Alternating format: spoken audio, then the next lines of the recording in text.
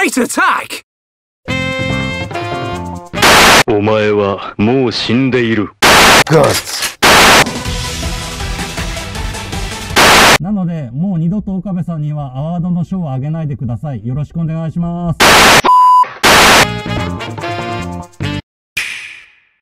So I was browsing Steam during the autumn sale and saw Civilization 5 with all the DLC for like 94% off. So I said, what the hell? Let's try this and see what the fuss is all about. I need help. I can't stop playing it. Civilization has what I like in strategy games. Options. You want to take control of everything by force and start wars? You can do that. Want to own the greatest place for culture and dominate the world by tourism? You can go for it. Or maybe you want to create the glorious religion of noble bird people and watch everyone kneel before their new god Bird Mask. Yes, you can also do that. Now, if you excuse me, it's my turn again and I need to build the Eiffel Tower in Kyoto. Would you be interested in a trade agreement with England? No! Shut up!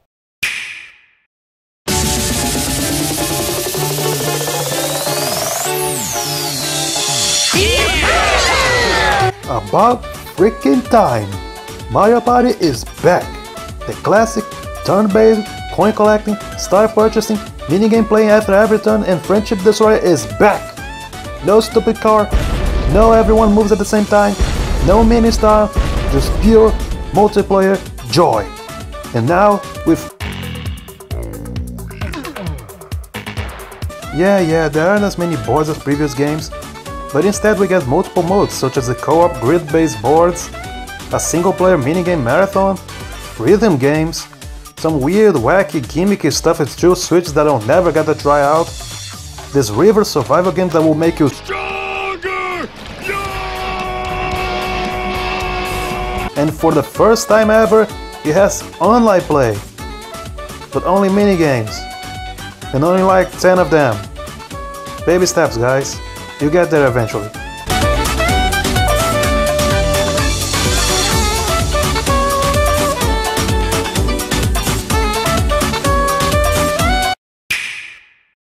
God damn it, when I heard rumors of Okami HD coming to Switch with touchscreen support and everything, I was excited. Finally, using the brush techniques will feel natural instead of using the stick or motion controls, but no! When you dodge, it wasn't a Switch. So okay, maybe it's coming later, right? I waited a bit and no announcement. So fine, I got the PS4 version and it has that touchpad, so it's good enough. And 1 week later, there it is, Okami HD on Switch with touchscreen support.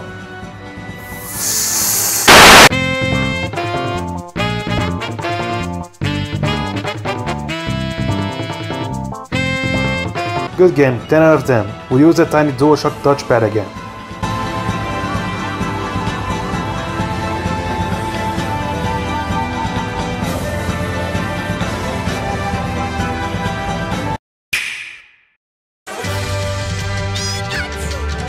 This isn't a real Pokemon game, it's so casual. It's a slightly better version of the mobile game for babies. Alright, calm down. Put down your pitchforks and your beer drills. I know this isn't the Pokemon game you wanted, but calm down, okay? You're getting it 2019. Just wait a bit more.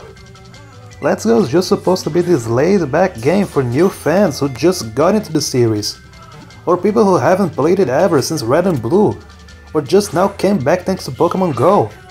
And for what it is, it nailed it. Kanto has never looked so good, and not to mention the great quality of life changes.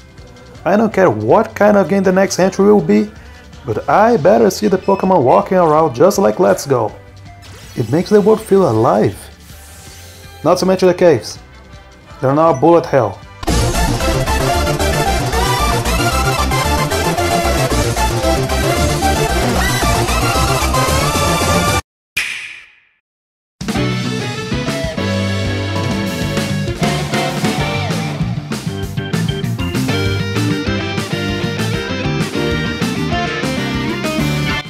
Kirby. Good lord, those little guys reliable. For over 25 years, this franchise has yet to see a genuinely bad game. It doesn't matter the genre too. Kirby can do it all. And his debut on Switch is another hit. It keeps the tradition of the past 2D Kirby games. Suck on enemies, gain their ability, adorable aesthetics, easygoing gameplay, final bosses straight from the depths of hell, you know, the usual. Back to Star Allies are the copy ability combination from Crystal Shards and Squeak Squad. Well, more Squeak Squad than Crystal Shards, but whatever.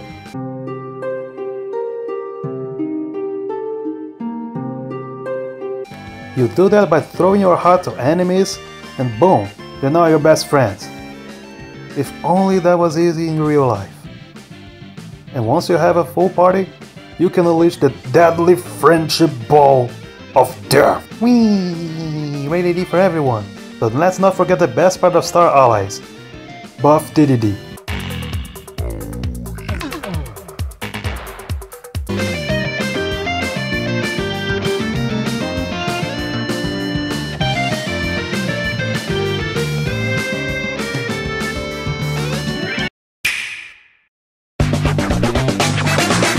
Oh, hey look! Another Switch part of an old game with some extra content to justify an almost full price release. Haven't seen that one before.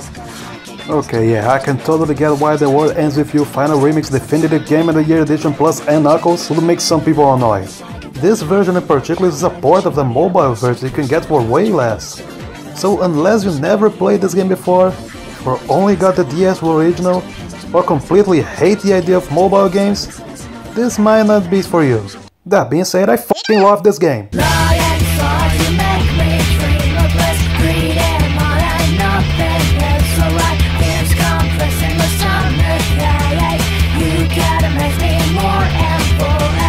It's unlike anything you've played before. The battle system is fresh, the music is catchy, the story is interesting and... Wait, why did the song change all of a sudden? It has only been a minute, what the heck? Okay, I'm getting sick of it. Stop! Also, I highly recommend playing in a handheld mode with a stylus. The pointer controls work, but you can't beat the touchscreen when it comes to quick, precise movements. Alright, fine, that's game. Before I get to it, I just want to say I'm sorry for not playing this game earlier. It was right there, in a console with not that many games. And because of that, I couldn't include it in my top 15 Wii U games. Now with that out of the way, Rayman Legends.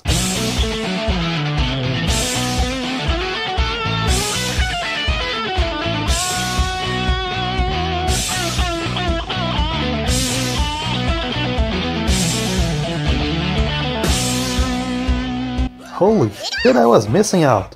This is a good ass 3D platformer. It controls like butter. Not only that, but the amount of content on the Switch version is insane. You have the base game, obviously, all the costumes including DLC and all the Nintendo exclusive ones, plus the levels from Rayman Origins, the Wii U exclusive touchscreen levels, and the online challenges app. Good lord, that's a lot of bang for your buck. Go get this game if you have it already. Don't be like me.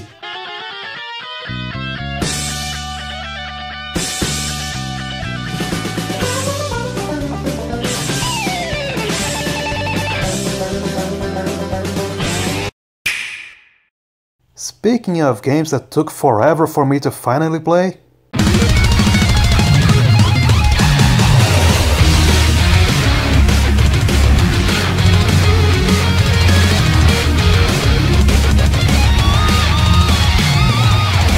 Metal Gear Rising takes everything you know about the Metal Gear series, throws it into the air and slices it into thousands of tiny pieces. Then takes those pieces, put them into a blender, mix in some action game DNA and lots of drugs and crank that shit into overdrive. Sure, you can try to be stealthy in some of the missions, but really, why? This is a game where you suplex a giant robot. Ain't nobody got time for that shit. It's time for Jack to let her rip. Cause I'm all into this. And of course, let's not forget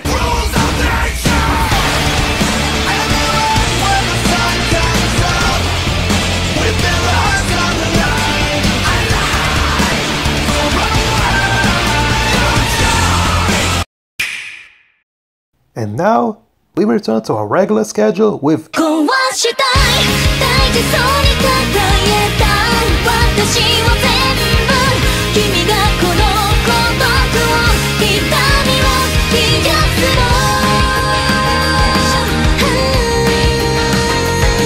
Also, I'm gonna cheat a little with squeezing the PC port of E7 here. Exit is killing it with those. ざわめき愛想笑いの憂鬱本音なんていつかどこか見えないふりだね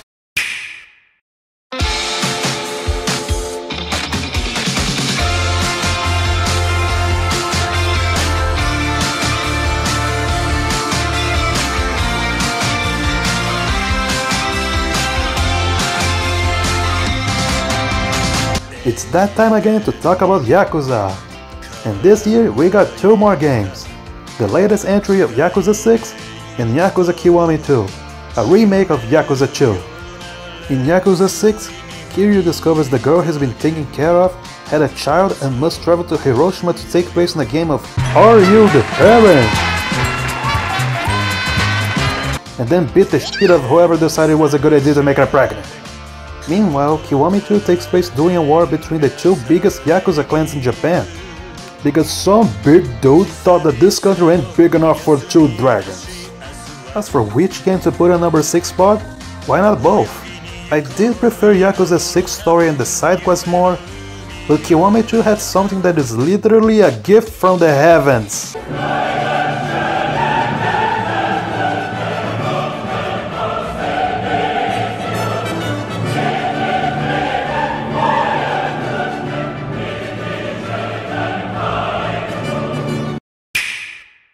Disclaimer: I couldn't find many ways to describe how badass the following game is.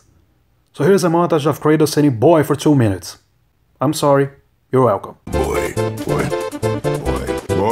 this way, boy. Slow down, boy. We do what we please, boy. Boy, inside, boy. Boy. You will stay out of it, boy. Boy, you're in your head, boy. The road ahead is long and unforgiving. No place for a boy. Now, boy. Boy! Wait for me, boy! The boy was following like a lad. Boy. Yeah, my father doesn't like people either. Boy, the boy is searching. Oh, boy. Focus up, boy! Stay back, boy. There are no good gods, boy. Not our concern, boy. What is it, boy? Careful, boy. Boy! It is gone, boy. Hold on, boy! Do not stray from me, boy. Jump, boy! Boy! If I want your opinion, boy, I will ask for it. Boy! And if we get this unstuck... Boy! We need to free the rope from under the mess you created up there, boy. Boy. Matamo, boy. Calm yourself, boy! Boy. Wait, boy! Boy! Are you okay? Steady, boy. Mind your footing. Boy! Stay on the path. Boy, what is the path back to the witch? Do as she says, boy. Have I taught you nothing, boy? Her magic is strong enough to create bridges between life and death, if only for a short while. Boy, we are leaving. The spirit lies to you, boy. Trust in the spirit to keep its word is foolish, boy. Hope is blinding your instincts, boy. I just want to know if she's okay.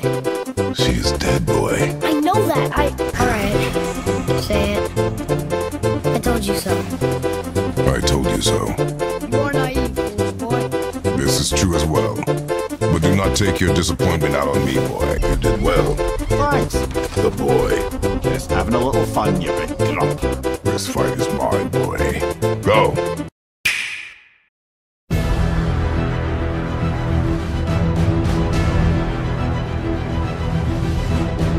Holy sweet mother of Excelsior! Was I waiting for a game like this? A game that lets you play as your favorite superhero, that isn't tied to any movie so you can be rushed out of the door, it's fun, has an original story, references to the Marvel Universe, freedom to explore and do whatever you want, and a web swinging system that does not suck! It only took the geniuses at Insomniac Games to do that. Hopefully it wakes some developers up to actually try. And look at all this fan service! You get the movie suits, the Avengers suits, even a suit that simulate the comic book style. I could gush on about this game all day, but I gotta move on. There are still 3 more games left.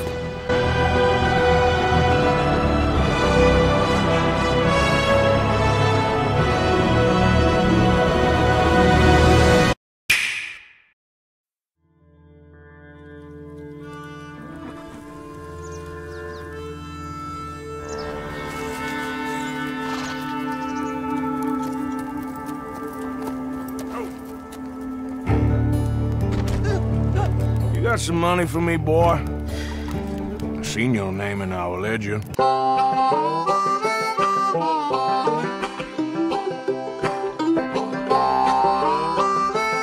This game. This freaking game. That's something only Rockstar could do. Red Dead Redemption 2 is, as you can tell, the prequel to Red Dead Redemption, which is a successor to Red Dead Revolver, which makes Red Dead Redemption 2 actually the third Red Dead game, even though it has a 2 in it. What the heck is going on? It's like if you took something like, I don't know, Final Fantasy 13, and instead of coming up with Final Fantasy 14, you make Final Fantasy 13 2, and oh, they actually did that. Twice. Okay, back to Red Dead. You really feel like you're in this world, where everything happens around you naturally. People interact with each other, events happen with actual consequences, and everything just feels like what you're doing has a real meaning and purpose. I couldn't resist. I had to do everything. And yeah, you see people complain, oh, this is just Grand Theft Auto with horses. And yeah, this is Grand Theft Auto with horses. But you know what that's saying? If it isn't broken, don't fix it? We're talking about the best piece of entertainment ever released. Of course they'll do it again, they're not stupid. And hey look, it worked. Again. What the weather, we're together.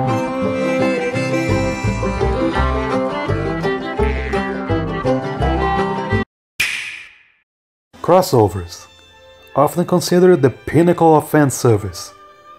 A moment when characters from different places, franchises, and entire universes collide to bring fan dreams to life. Marvel Studios once said, Infinity War is the most ambitious crossover event in history. And to that, someone in Japan came out and said, 1v1 me at Final Destinations, no Iron Fox only.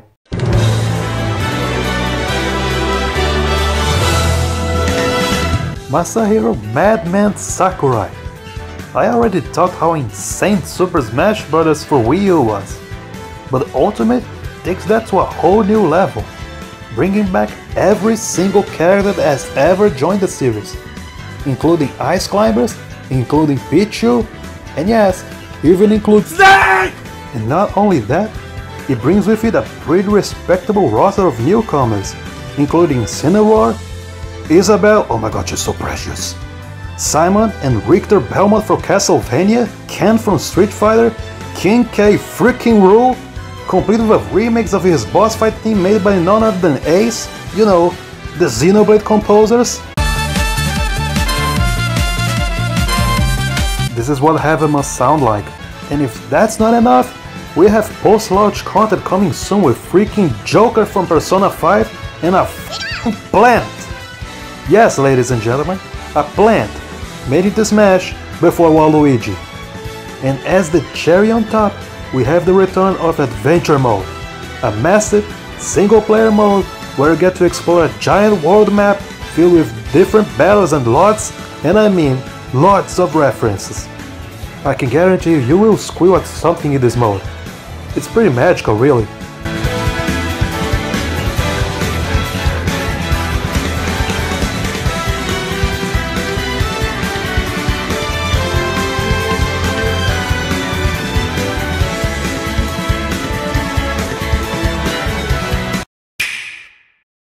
Before we move on to number 1, I would like to share a little story. My first and favorite video game season is the Super Nintendo. I have fond memories of playing Super Mario World and finally beating it at a friend's birthday party. And even growing up, I'd always come back to the system to play the games I couldn't really understand as a kid. Games such as A Link to the Past and Super Metroid. But what really made the Super Nintendo for me were the RPGs. This little system was the king of them. Classics such as Final Fantasy VI, Chrono Trigger, Secret of Mana, Super Mario RPG, and Earthbound all come to mind. And sure, RPG games nowadays have evolved into these breathtaking storytelling experiences. But I wish we could go back to the older days of the 16-bit era, with a modern twist. And yeah, we have smaller indie games that capture the same feeling, but I wanted something more, something bigger. So enter January 2017. The Nintendo Switch is officially showcased and a bunch of new games are shown. A brand new 3D sandbox Mario game, Breath of the Wild finally gets a release date, and lots more. But there was one game announced there. One RPG that literally made me fall in love. Okay, besides that one.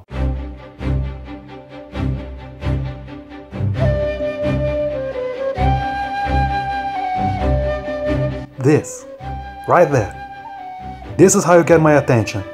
You show me 2D sprites on 3D backgrounds and I'm already all over it. No wonder I still play Ragnarok Online from time to time. This feels like the natural evolution if games didn't go full 3D. But of course, RPGs are nothing with other stories, and in that department Octopath is no slouch. 8 playable characters, 8 different stories, and all of them unique. You can also choose any way and any order to tackle each chapter. You can use a full party or you can even go solo.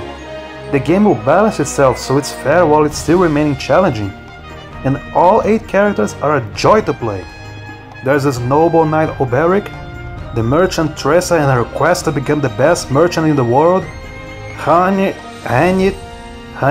this lady, who speaks in Shakespeare for some reason. 'Tis not the hunt that concerneth me. Thou intendest to stop and off somewhere along the way.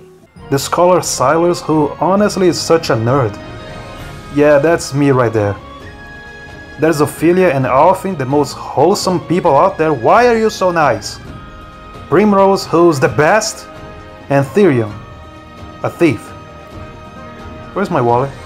Now let's talk about that battle system, shall we? I love the absolute out of the break system. Every enemy has weakness, and if you hit them enough times, which you can charge by spending boost points but you earn by taking time each turn, you will break them and leave them open and unable to attack for a turn. I had so many clutch moments where I would break an enemy while being at very low health and taking them down that I lost count. And this game is long too. Each chapter is perfect for a system like the Switch. It takes 1 to 2 hours each, so you can just pick it up, play it and put it down. And each character story has 4 chapters. You multiply that by 8 characters, let's see, carry the one and then 64 hours just to beat all the chapters. And it's not like you do those one after the other. They're all in different towns, so you need to walk and level up to. You can easily reach the 100 hours mark. Did I mention it has side quests? Lots and lots of side quests that have multiple ways of clearing them, but you have to figure those out because the game doesn't really tell you what you need to do. God, this game is incredible. And yeah, as you're hearing already, the music is freaking amazing. So if you're still on the "oh, this game is pixel art so it can't cost $60" camp, don't. This is by all means a full-fledged RPG that just so happens to have a beautiful art style. And come on, if you paid $60 for Fallout 76, I'm not sure your arguments are valid anymore. Now, Square, when are you going to localize Seiken Densetsu 3? Well, we're waiting. Whew, it's finally over. This year sure had a lot of games to play. Hopefully I'll get to rest a little bit in 2019 and... oh no.